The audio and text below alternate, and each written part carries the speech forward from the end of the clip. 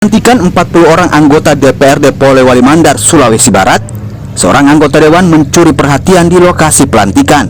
Bersama kerabat dan keluarganya, Amir datang mengendarai sebuah mobil pick-up tua dari rumahnya di Kecamatan Tinambung sejauh 50 km.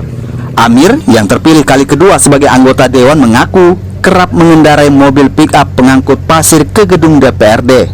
Mobil tua ini sengaja digunakan di momen pelantikan karena bernasar selain memiliki nilai historis. Amir juga ingin memberikan pesan tentang kesederhanaan dan pentingnya mendekatkan diri dengan rakyat. Diberi rezeki oleh Allah Subhanahu Wa Taala, insya Allah sama si pakai. Ada kenangan Pak bisa ini. Iya. Ini yang pertama mata pencaharian saya sebenarnya, karena mobil ini adalah saya sopirnya sendiri. Iya.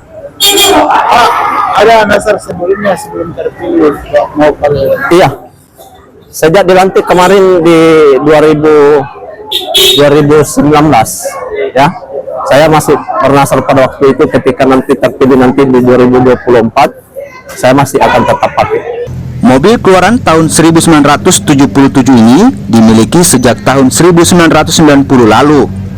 Selain dipakai untuk mencari nafkah, berdagang, dan mengangkut pasir, mobil ini juga kerap digunakan membawa orang sakit dari desanya menuju puskesmas atau rumah sakit.